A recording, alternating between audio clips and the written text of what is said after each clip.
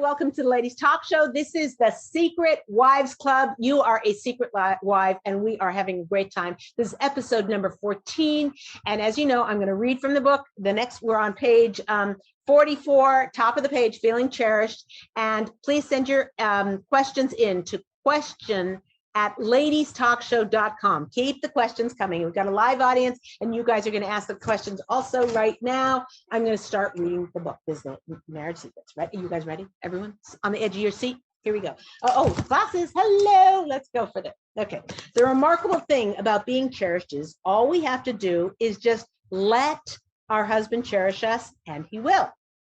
It may take a little time, but just as God created gravity and everything eventually flows downward, so too, God created your husband to cherish you. You just need to receive it and it will flow towards you. But you must know that your husband cannot cherish you unless you have it in your heart and mind that you are going to let yourself be cherished. I will show you exactly how to do this, but you must first be willing to let that love in. Feeling cherished means being loved, adored, and approved of. It starts by being willing to admit, even if just a little, that yes, indeed, it would be nice to be cherished. We talked about how people are resistant of that, resistant to that. And it's all in our culture. It's like if being cherished makes you feel less than. Okay, it's important for us to understand that our own personal level of resistance to being cherished so that we can work to get beyond it. For some women, it will feel easy and natural to acknowledge that they want to be cherished. It may come as a great relief to finally get permission to acknowledge a desire that may have been in their hearts forever. And it may create excitement that it's possible to have this desire met, while at the same time maintaining their strength and power, as we shall see. For others, like me at the beginning, the very idea that I secretly desired my husband to adore me made me irritated. Yes, I was glad that I was married to him, but I could barely admit that I needed him at that point. I was Miss Uber Independence and could manage just fine on my own. Thank you very much. When I first learned that being cherished was part of a woman's central longing, my response back then was, that's for women who never parachuted out of an airplane. Okay, hello twice, thank you. Cessna, B3, whatever, I can't remember. I considered myself above all that weak, need, girly stuff. I was bred to conquer, don't forget. But it's like that childhood game we used to play where you stand stiff as a board. Do you guys ever play this? You stand like this or whatever, and then you fall back into somebody's hands. Did you ever play that? Yeah, okay, good. Where you stand stiff as a board and let yourself fall back into someone's arms. The trust you must show to your catcher bonds you to that person, and it sure feels glorious to put yourself fully into someone's care. And so I dabbled, letting in a little bit of cherishing at a time, and guess what? It felt good. Now I'm an old pro. But boy, am I aware of how challenging it is to own that inner part of ourselves that resists being cherished. Who knows what women have gone through? Who can judge? Maybe a personal history of survival and independence makes it nearly impossible to acknowledge this desire at this time. Or maybe there's tension and resentment in the marriage, and admitting any vulnerability will upset the whole apple cart. The only thing some women might be able to muster at this point is being willing to consider that there may be something in this for them that they don't quite see yet. Wherever you're holding at this moment, let's simply move on for now. Just slowly mull over your own resistance to being cherished. That's what this whole thing is about their resistance to being cherished, and consider the possibility of getting beyond that resistance. Your resistance. It's a process to work through these ideas, and there's no need to force things. Got that? Okay. Meanwhile, remember, it's easy to fall into the trap of believing that being cherished is all in the hands of our husband. He's the one doing the cherishing, isn't he? But our husband has no chance unless we let go of our resistance to it and, in fact, put in the effort to receiving his cherishing. Okay, we're going to get your questions ready, ladies. We're going to go really quickly through this fixing your husband. Throughout, we're at the bottom of page 45 in Marriage Secrets. Throughout this book, we will be working on various aspects of marriage, looking at our relationship from particular angles and perspectives, drawing on sources from the Torah to guide us every step of the way. Our goal is to bring our traditions from Mount Sinai into our daily lives. But you will notice everything we do is from the standpoint of what we can do to improve our marriage. This is not a book about how to fix or change your husband's. Focusing on that will actually make it impossible for you to make any progress. Why is this so? Well, to answer that, consider whether this strategy of trying to fix him has been very successful in the past. Hello, right? Okay. If it has, please contact me immediately to teach me how to do it. Okay. Secondly, every single challenge that we face in our relationship with our husband was handpicked for us by God himself to bring out the very best in us. Placing the blame for the challenges onto our husband will deprive us of the power we have to improve and repair the situation. By taking more responsibility for the relationship, you will likely come to feel renewed hope and strength that everything is within your power to attempt to improve. That is so powerful. You're going from victim to being somebody who's strong enough to change things from within. Empowering feeling that is. If on the other hand, we just focus on fixing our husband or trying to get him to improve, we end up feeling like nothing we do will ever make a difference. We feel like everything we do is futile and that we're just victims of circumstance. Also, even though taking full responsibility may not feel enjoyable at first, it's also not that hard. Just follow these steps outlined in the book. As you will see, it does turn out to impact on your relationship in a way that you will be thrilled about. Promise. Okay, hopefully, I guess. Just keep remembering, this is not a book about fixing our husbands. We will only work on ourselves, and God willing, we will watch everything fall into place. Remember this as you go along. Insights plus action equals internal growth. So that's what we're after. We want that growth. It's insights, which I'm going to give you, and actions, doing the homework, that is going to lead to the internal growth and that closeness. Okay, by studying our Masorah and putting it into action, you will not only have the personal growth that brings deep satisfaction, you will also be building your home into one for which you may have always pined. Okay. Yay, questions time. Hold on, let me just move this little tab. So next time, we're good. Okay. Okay, so Rena says, I've always been told that a woman needs to respect her husband and her husband needs to adore her. What is the difference between cherished and adored? Good question. So I guess they're very, very similar. The difference being, I would say, and these are definitions that we can kind of make up of what goes click with us, so we know what goal we're after. Adored means that he's like enamored of you. Cherished means that his actions follow through on that emotion of adoration. Adoration is more of like, I do, sweetie, you're mine. Cherished is, he wants to make sure everything's taken care of and that you're good and that your emotions are good and that you're physically happy and that, the person who upset you, that you have a chance to talk it out with him. It's a much more active role than adored is. Okay, next question. Okay, so the next one is from Gila, who says, I'm not resistant to being cherished. I just don't trust him to do it in a way that will be meaningful to me. How can I fix this? Great. Only you can fix it. I wouldn't trust him. I wouldn't trust any man to know how to cherish a wife and how to cherish you in particular. They don't know. You know what your needs are. And if you take the responsibility of getting that need met, to getting that need to feel cherished, and all your other needs, which we'll get to in coming up chapters. I don't want to scare you, but we got a lot of stuff we can do, a lot of closeness that is available to us. So if you learn to share with your husband what your cherishing needs are, and you take responsibility for that, you at least have a chance of getting it somewhat met. You're not going to get everything met. This isn't going to be a perfect shiny thing. It's going to be, but your heart is going to be full with the amount he cherishes you. And we're going to get into ways to have him cherish you more and more as we go through the course. But you have to understand it's your responsibility, and I would not trust any man. Okay, good. Next question. Okay, so Talia says, do you think shalom bayis gets easier with age and the longer you married? In terms of shalom bayis, is the hardest year generally Shana Rishona, which is the first year of marriage? Absolutely. It gets better and better and easier if you're doing the work and you continue to do the work. So in the first year of marriage, like, hello, like he gets up from the table and goes into the other room and starts checking his emails. Excuse me, I made you, I cooked the food, I went and bought the food, I cooked the food, I set the table, I fed you, whatever. And he needs to learn to put food in his dishes in the sink. He's not used to that. He grew up with a mom, and then he went to Koel, and whatever he doesn't understand. You gotta.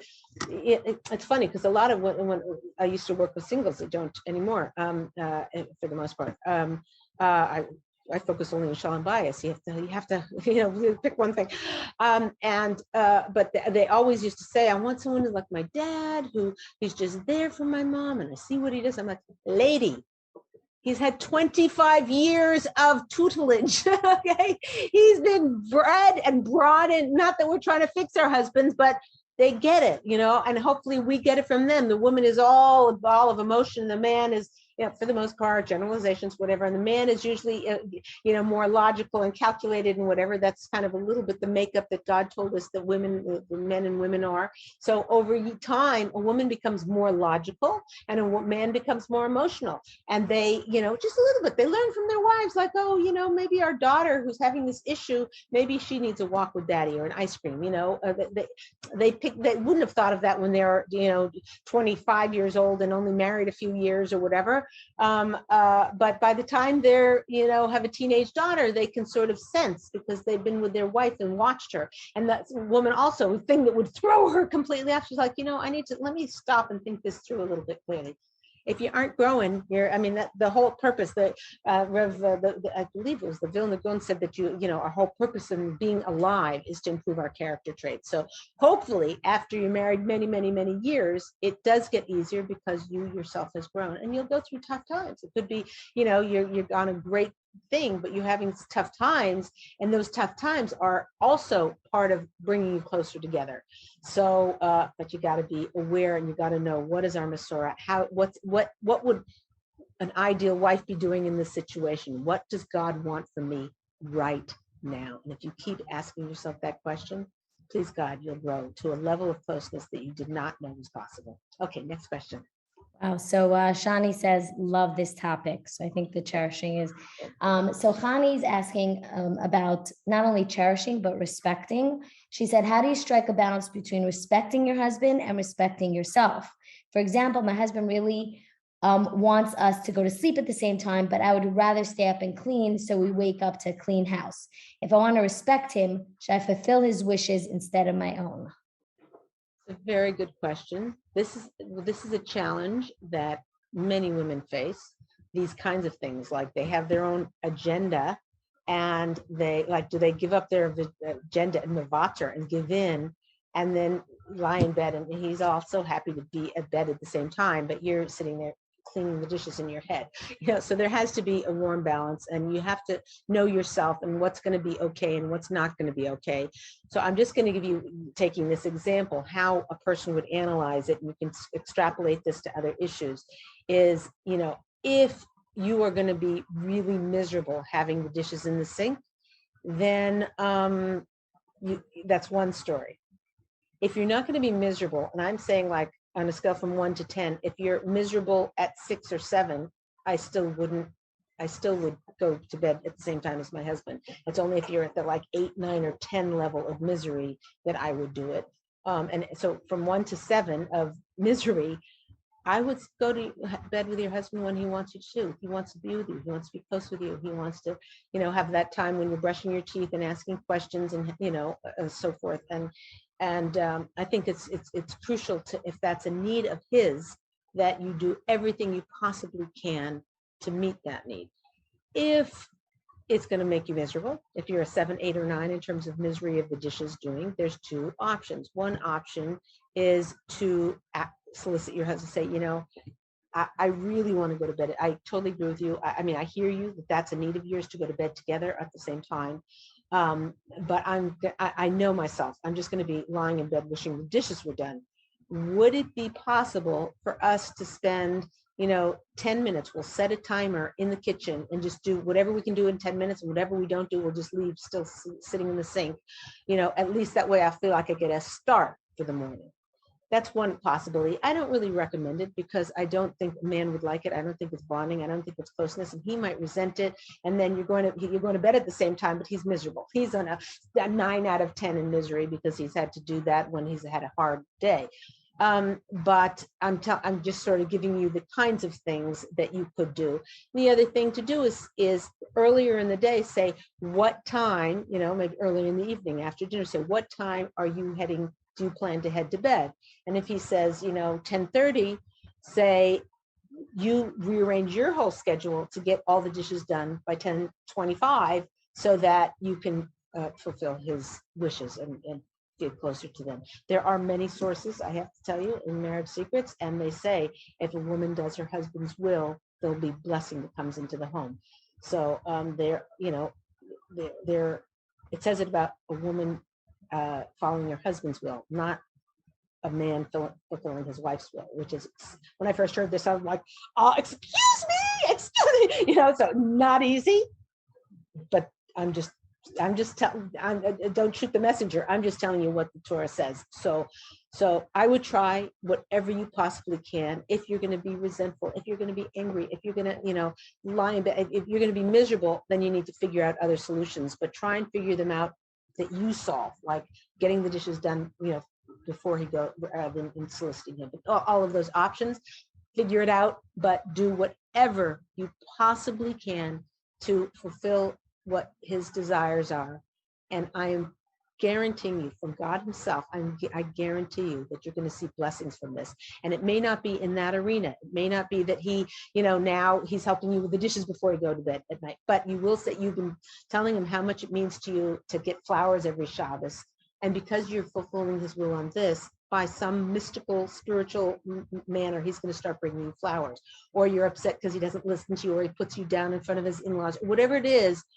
Look elsewhere for the blessing. It's directly from you mavattering and you trying to fulfill his will, that you'll see so much bracha in your marriage. And if you don't witness it, you can guarantee it's there. And if you would be able to see it from a spiritual standpoint, it'll go to your kids, it'll go to your grandkids, it'll go to the Klal Yisrael. Somehow you're doing that will bring blessing to the world and personally as well. Okay. Next question. Wow. So we got Shira all riled up. She said, if my husband put the kids to sleep, I'd had plenty of time to load the dishwasher and then some. And then I could go to sleep with him. So. All right. Okay. I hear ages, stages, they're all, have to be logistically worked out. But, I know a lot of women who, they tell, what's your routine at night? And they start telling me the routine. I'm like, why are you making the lunches every night? And that's making you go to bed late. Why not make lunches and freeze them? A peanut butter and jelly sandwich actually freezes quite well. Make them on Sundays, figure out the logistics of your life. If you can't do it yourself, get a organization coach to come in one time and help you readjust your life and your schedule so that you can do as much as you can to fulfill your husband's will. Now, sometimes there's money constraints, there's time constraints, there's frazzles. People don't have time to sit and get themselves organized. Even though it would make their year better, they can't find that one day to make their year better. I get it, okay? But just have it as here you are, you're sitting here, try to get here, and the next year try to get there, and just try and build upon yourself. But again, if a woman does not have the goal in mind to please her husband and to do things in his will for him, that he wants, that a woman should do whatever she can to bring closer to her husband what he wants and keep away from him what he doesn't want. It might be a Gemara, what he doesn't want. So we know that's what God told us.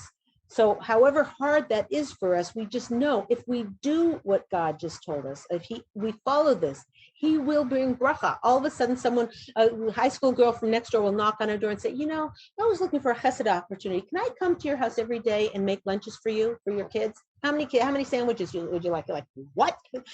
God has it within his power to do such a thing. And it comes from following your husband's will. Just try this at home. I know this isn't politically correct. Thank you very much. Try this at home. Okay. Next question. How are we doing for time? Are we okay? Yeah. Okay. I think so. Yes. So, Ruchi says, you mentioned either in this episode or an earlier episode that we need to see each other as one. How then can I look at us as a we when he's responsible for his actions, not me? Good question. Boy, that's above my pay grade. That's a spiritual shaila. And I have asked this question in terms of what does it mean to be one, because he's got independent will. And, he's got his free choice, and you've got your free choice. But one means, the only answer I got is that you are one neshama that was separated when you came down into this world. And, and then the process of marrying is gets you back together or whatever. I'm trying to think how to answer that question, because it's a very good, valid question, but it's hard. I think it's too above my pay grade to answer on a spiritual level what that means, but I'll tell you on a practical level what it means. It means that you each are trying as much as you can to take into account what the other person's needs and desires are. And working together and compromising and discussing, a lot of communication, a lot of listening to what is deeply behind it, a lot of giving up your, I want this, and then realizing, well, if I want it so badly, but it's not good for him, I have to want it less, So there's a lot of inner work that needs to be done in order to bring closeness each and every day and all the time. And that is what I think that's, if you keep that in mind, that is the goal, that is where you're heading, that is what you want, is to keep getting closer and closer. I think it'll become much more clear what a person should do. And listen, a lot of women say, I just give in, and then they feel like a doormat, and their self-esteem gets, trampled on. And that's not what this means. Do I look like I'm trampled? You still have every bit of his power as you can, every bit of power that you already have, and the strength and your capabilities and your ability to, multitask and manage many, many things. You can have a lot of strengths and a lot of ability to do chesed, kind acts of kindness, but that doesn't diminish the reality that you are a receiver to your husband, and that all the blessing that you have in your life is from your husband. And we know this from our sources. And by working each and every day for that closeness, that's where the juice is. That's where the blessing is. Okay, next question. Yeah, Leah, you actually, in some of our previous classes, I remember one catchphrase that you had was, you're not responsible for his actions, you're responsible for your reactions. Beautiful. And I'm saying, so you did, meaning that it's not, you can't be responsible for his actions for sure, but your reaction to his actions are obviously something that is in your court. Shiva says, Ezer Kenegdo, a helpmate. When he is weak, I have to be strong. Helpmate opposite. Helpmate opposite him, correct? Helpmate opposite him. Okay. Mm-hmm. When he is weak, I have to be strong. Is that what you're saying? When I am weak, he is strong? So how does that connect to Ezer Kenegdo? Meaning that Ezer Kenegdo, meaning when he's weak, I need to be the strong one because I'm a helpmate opposite him. So I help him, I balance him when he needs that help. So does it flip vice versa? When I'm weak and I need him to be strong, can I depend on him? Okay, so I'm not sure I understand the dynamic strength, how he's strong and you're weak and you're weak and you're strong. I don't think that, I don't know a source for that description of a husband and a wife or a person, actually. So if you mean that when a person is feeling down, then you help them, or if you're feeling down, he helps you. Well, that's of course true. If you mean a woman has a more vulnerability, the ability to show more vulnerability than a man does. So if a man is, showing his vulnerability, a woman, of course, has to be supportive. One of the greatest gifts a woman can ever give to her husband is what's the word I'm looking at?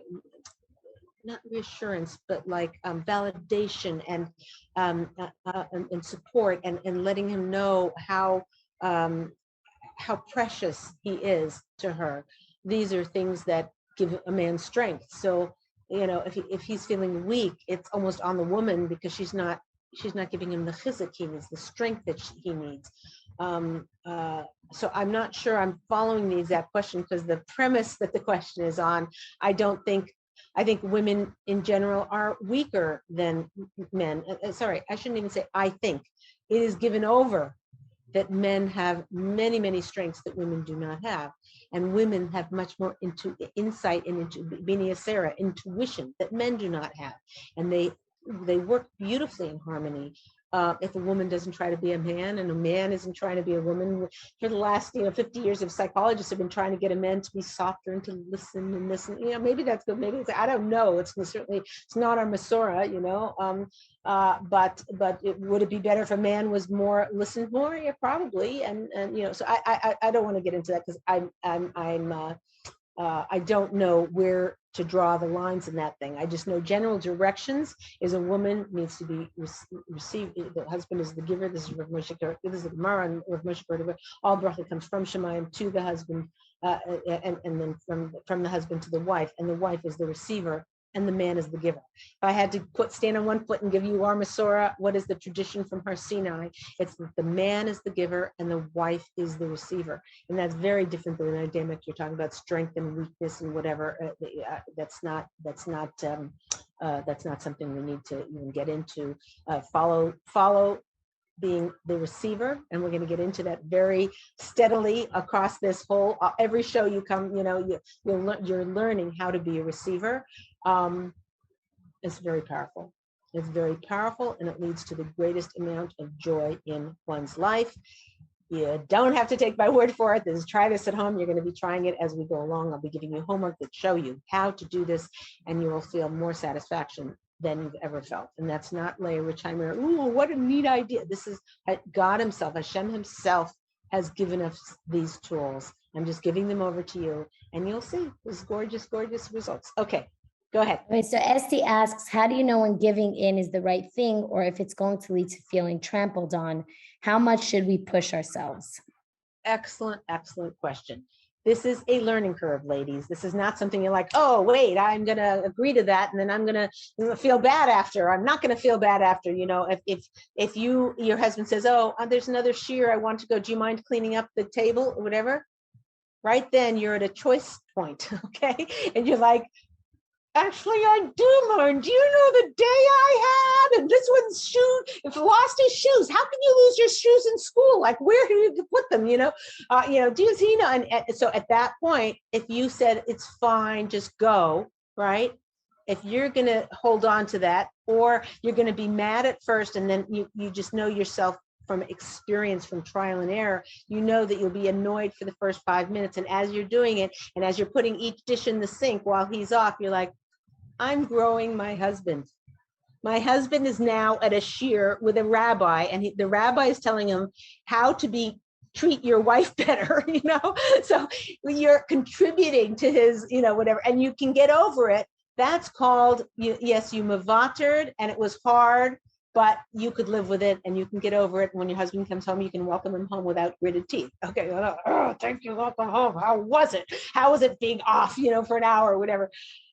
If it's 20 nights in a row where I'm running off, see you, and you're tired of it. Like, hello, I'm running the house myself, whatever, I'm working a full-time job, and, like that.